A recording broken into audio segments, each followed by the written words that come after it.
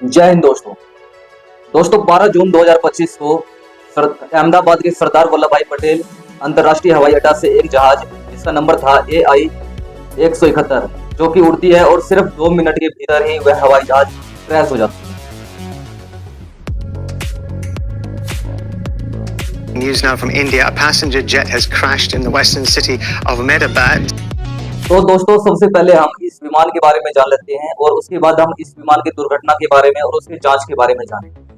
तो दोस्तों यह विमान एयर इंडिया की विमान संख्या AI 171 संख्या की प्लेन है जिसे अमेरिका के बोइंग कंपनी ने बनाया था, जो कि बोइंग 787 की 8वें जनरेशन का जहाज था। तो यह जो बोइंग की प्लेन AI 171 दुर्घटनाग्रस्त हुई है, इसकी कीमत लगभग 2000 करोड़ रुपए थी और इसकी जो स्पीड थी 903 किलोमीटर प्रति घंटे की स्पीड थी और इसमें जो तेल भंडारण की क्षमता थी 1,26,203 लीटर की थी। और दोस्तों इसकी जो ऊंचाई थी इसकी ऊंचाई 17 मीटर थी और जो चौड़ाई और वो 57 मीटर थी। दोस्तों इसमें 248 यात्री इसमें बैठ सकते थे, सफर कर सकते थे। और दोस्तों यह एक बार में 13,530 किलोमीटर तक चल सकती थी। और दोस्तों इसमें डबल इंजन लगा हुआ था, यानी कि इसमें दो इंजन थी। अगर एक इंजन फेल हो गया तो दूसरी इंजन भी थी इसकी, फिर भी ये दुर्घटनाग्रस्त हो गई। तो ये पहली बार नहीं है कि बोइंग के हवाई जहाज में पहली बार कोई दिक्कत आई। दोस्तों इससे पहले भी बोइंग के हवाई जहाजों में कई बार दिक्कत आई। उदाहरण के लिए हम ले सकते हैं कि अलोहा एयरलाइंस में एक प्लेन उड़ी थी जो कि एक बोइंग की जहाज थी जिसका नंबर था 243। यह 1988 में अलोहा एयरलाइन से उड़ी थी। जब यह प्लेन उड़ी तो ऊपर ही आसमान में इसकी छत उड़ गई। दोस्तों इससे हम समझ सकते हैं कि इस प्लेन में कई बारी दिक्कत आई है। इस कारण से बोइंग की हवाई जहाजों की विश्व में डिमांड बहुत कम हो रही है और कम हो गई है।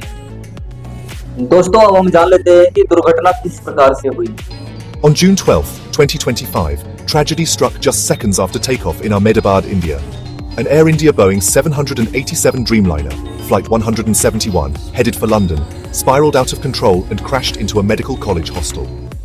दोस्तों यह विमान भारत के गुजरात राज्य के अहमदाबाद के सरदार वल्लभ भाई पटेल अंतर्राष्ट्रीय हवाई अड्डा से रनवे नंबर 23 से 1:38 पर यह हवाई अड्डा से उड़ान भरती है लंदन गैटविक हवाई अड्डा के।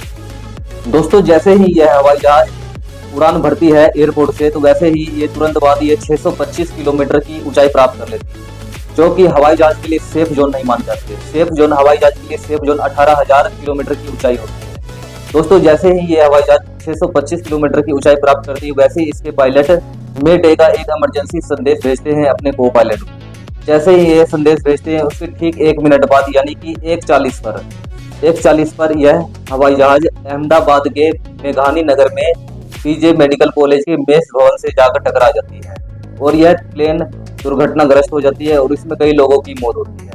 दोस्तों दुर्घटना के ठीक 20 मिनट बाद सभी NDRF team, fire brigade team और वहां के स्थानीय पुलिस आती है बचाव कार्य के लिए। जिस दबे हुए मलबे में लगभग कई इंसानों की डेड बॉडी और अर्ध जले हिस्से निकालते हैं और जले हुए खाने निकालते हैं और जले हुए इमारतें के अवशेष होते हैं वहां पर। तो इस दुर्घटना में लगभग 270 लोगों की मौत हो जाती है। 241 लोग तो जो प्लेन में थे वो, और बाकी जो स्थानीय लोग थे वहां के और जो स्थानीय मेडिकल छात्र थे उनकी मौत हो जाती है। तो इस प्लेन में कुल 242 यात्री थे, जिसमें कि 231 यात्री वयस्क थे और 11 जो यात्री थे वो बच्चे थे। दोस्तों इसमें 242 यात्री में से 241 यात्री की तो मौत हो जाती है, लेकिन उसमें से एक यात्री जिनका नाम था कुमार विश्वास, वह बच जाते हैं। तो यह जो यात्री बच गए, ये चमत्कारिक रूप से बच गए। ये यात्री 11A सीट पर बैठे थे, जो कि आपातकालीन खिड़की के पास होती है और इनको सिर्फ मामूली चोटें ही आई थी। दोस्तों इस एरोप्लेन हादसा में विजय रूपानी जी की भी मृत्यु होगी, जो गुजरात के पिछले प्रधानमंत्री थे। 2016 से 2021 तक वो प्रधानमंत्री रहे थे। इन यात्रियों में से 169 यात्री भारतीय थे और 53 ब्रिटिश के थे और 7 पुर्तगाली थे और 1 कनाडा के थे। तो दुर्घटना की जांच के दौरान ब्लैक बॉक्स मिला, वो भी अच्छी स्थिति में। दोस्तों ब्लैक बॉक्स FDR CVR दोनों अच्छी स्थिति में मिले। दोस्तों FDR CVR एक प्रकार की रिकॉर्डिंग होती है, जो कि फ्लाइट की रिकॉर्डिंग और पायलट की रिकॉर्डिंग, सभी प्रकार की रिकॉर्डिंग, फ्लाइट की ऊंचाई, फ्लाइट की स्पीड, सभी प्रकार की रिकॉर्डिंग रखती है। वह दोस्तों ब्लैक बॉक्स मिल गई है, वो भी अच्छी स्थिति में। दोस्तों इससे हमें और भी जानकारी मिलेगी आगे। इस ब्लैक बॉक्स से हमें और भी अच्छी जानकारी मिल सकती है कि ये प्लेन दुर्घटना कैसे हुई या किस प्रकार से हुई। सारी जानकारी अभी 3 महीने के भीतर हमें पता लगेगी।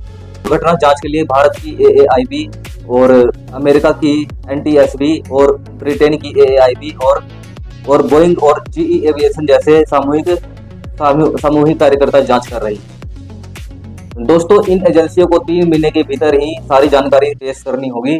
3 महीने के भीतर सभी प्रकार की जो दुर्घटना हुई है इनकी सारी रिपोर्ट 3 महीने के भीतर ही पेश करनी होगी। तो दोस्तों, इस वीडियो में इतना ही। अगर वीडियो अच्छी लगी तो आप हमारे वीडियो को सब्सक्राइब कीजिए और लाइक कीजिए। जय हिंद।